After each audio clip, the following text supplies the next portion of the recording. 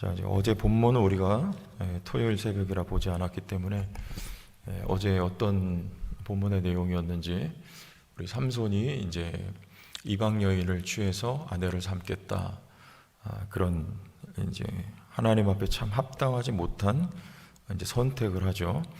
14장 4절에 보면 약간 이해하기 어려운 말씀이 참 당혹스럽게 하는 말씀이 나오는데, 그때에 블레셋 사람이 이스라엘을 다스린 까닭에 삼손이 틈을 타서 블레셋 사람을 치려함이었으나 그의 부모는 이 일이 여호와께로부터 나온 것인 줄을 알지 못하였더라. 이런 내용이에요.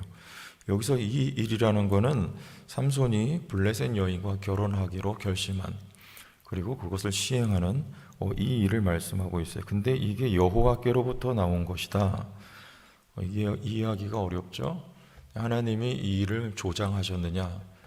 성경은 이방 여인과 결혼하는 것을 철저하게 금하고 있습니다. 더더군다나 나실인이었기 때문에 삼손이 이방 여인을 선택한 것은 잘못된 선택이죠. 이게 여호와께로부터 나온 것이라는 말은 이게 신학적인 좀 해석이 필요한 부분이라서 어렵습니다. 이게 이스라엘 백성들은 당시에 블레셋의 통치를 받고 있는 것을 너무나 당연하게 받아들였어요. 블레셋과 이렇게 싸워보려고 하는 조금의 의지도 없었던 상태인 것을 우리가 조금 이렇게 앞으로 나가면서 보면 알 수가 있습니다. 그런 상태를 하나님이 기뻐하셨겠습니까? 아니, 이방인과 지금 함께 그들의 지배를 받으면서 함께 지내고 있는데, 하나님은 이방인들을 이스라엘로부터 분리시키는 것, 이게 하나님의 뜻이었죠.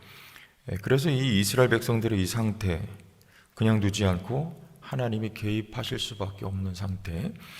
그리고 또 삼손이라고 하는 인물도 그래요. 그대로 두면 어떤 사람 되겠습니까? 하나님이 적극적으로 개입하셔야 되는 상황이었어요. 그래서 여기 이런 말씀을 이렇게 이 사사기 기자는 쓰고 있는 것입니다.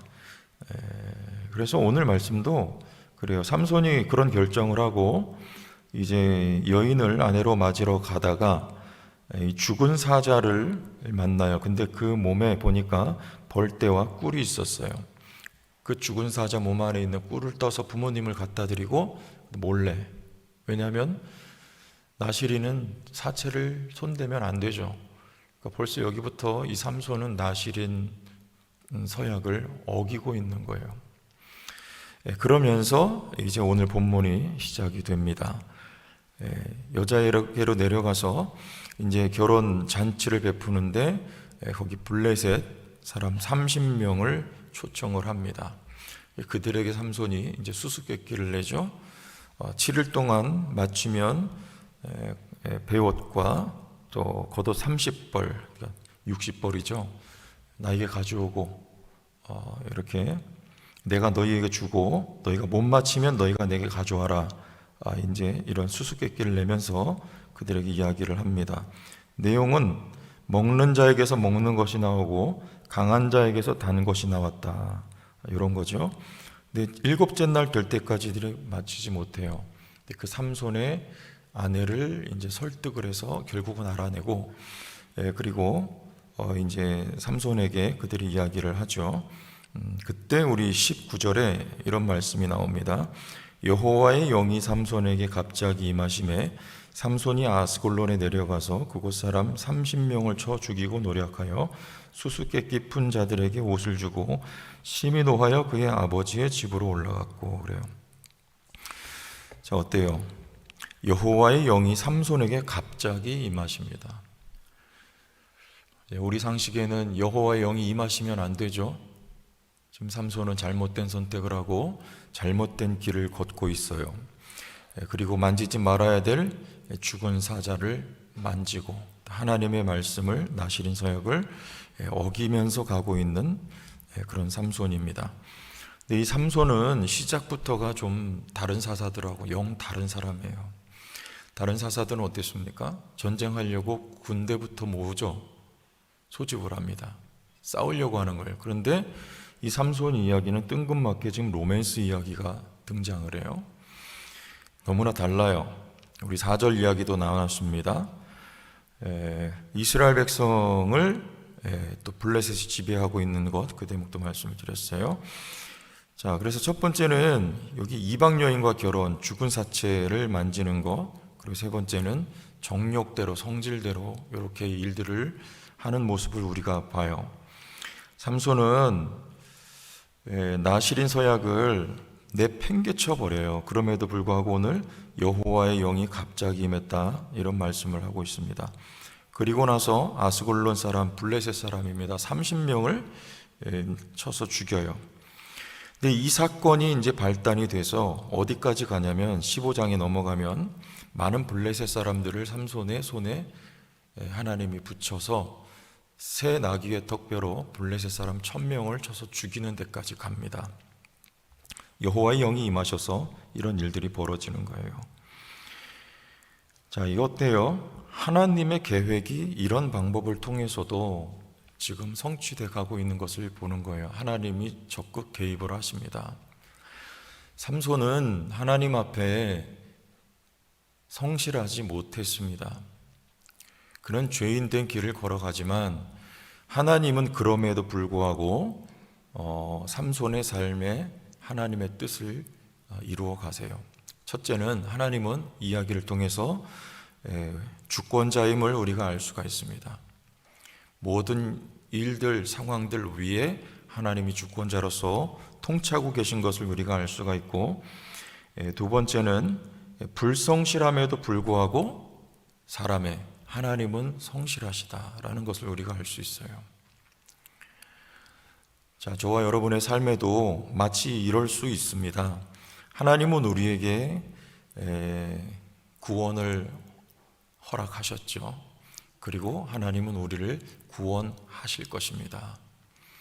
그러나 우리는 거기에 안주하고 머무르거나 그럼에도 불구하고 하나님은 나를 구원하실 것이니까 하고 막 사는 인생을 살면 여러분 어떻게 될까요? 하나님은 13장에 삼손을 통해서 블레셋을 구원하겠다 약속을 하셨어요. 그런데 삼손은 하나님 앞에 성실하지 못하죠. 책임은 누가 집니까? 전체적인 구원은 하나님이 이루세요. 맨 마지막에 삼손이 죽어가면서까지도 하나님은 자기 백성을 건져내세요. 블레셋 사람들을 죽입니다. 그러나 삼손의 최후는 사람의 말로 다 할 수 없을 정도로 비참한 마무리를 맞이하게 돼요. 우리도 마찬가지입니다. 우리 한 가지 교훈 얻어야 돼요. 여러분, 우리가 하나님 앞에 신실하지 못하게 살아간다 하여도 하나님은 우리를 구원하십니다. 그런데 우리 인생은 비참함을 경험할 수밖에 없게 돼요. 내가 죄 막 짓고 막 살아도 된다? 여러분, 그렇지 않습니다. 막 살면 우리의 삶은 망가져요. 그리고 주님은 뜻을 이루시지만 우리는 실패한, 어떻게 보면 세상적인 관점에서 봤을 때 그런 인생으로 마무리 짓게 될 수도 있다는 것을 우리는 꼭 기억해야 됩니다. 여러분, 우리는 그래요. 자녀들이 참 이렇게 어려운 인생, 또 때로는 실패하고 넘어지고 죄 짓는 삶을 살다가도 하나님을 그 가운데서도 경험하고 돌아오기를 우리는 바라지만, 그러나 더 진정한 바람은 뭐냐면 그들이 그런 길을 걷지 않고 올바로 걸어갔으면, 이게 부모 마음이죠. 우리 하나님도 그렇지 않을까요? 우리는 실패하고 넘어져도 하나님이 우리를 세워주시고 또 그 가운데에서 깨달음을 얻게 하시고 이렇게 하나님이 세워주실 것입니다. 그러나 가장 좋은 건 뭘까요? 어려서부터 하나님 말씀대로 사무엘처럼 순종하면서 하나님 받들어 섬기면서 또 하나님이 주시는 축복을 이 땅에 살아가면서도 받아 누리며 사는 거 아니겠습니까? 저와 여러분들, 우리 모든 후손들이 그런 자녀들로 살아갈 수 있기를 바랍니다. 우리 때로 넘어질 수도 있어요. 실수할 수도 있어요. 그러나 가능하면 넘어지지 않고, 할 수 있으면 실수하지 않고, 할 수 있으면 우리가 최선을 다해서 주의 말씀 순종하고, 그리고 하나님 주시는 복을 받아 누리고, 이런 삶을 살아갈 수 있기를 여러분 바랍니다. 하나님은 신실하세요. 우리를 건져내십니다. 우리도 하나님 앞에 신실하고 우리도 하나님을 따라 순종하며 살아가는 주의 백성들이 다 되었으면 하면서 예수님의 이름으로 모두 축복합니다. 기도하겠습니다. 하나님 아버지,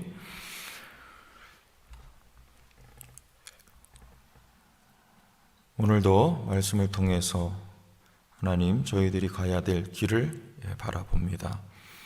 저희들도 하나님과 같이 또 성실하기를 원합니다. 당신의 뜻을 우리의 삶에 이루고야 마시는 하나님 앞에 저희들도 진실하고 성실되게 주의 뜻 순종하며 살아가는 주의 백성들 다 되게 하시고, 이 땅을 살아가면서 망가진 인생이 아니라 하나님 주신 축복받고 또 감사하며 누리고 살아가는 우리와 후손들 되게 성령으로 인도하여 주시옵소서. 예수님 이름으로 기도합니다. 아멘.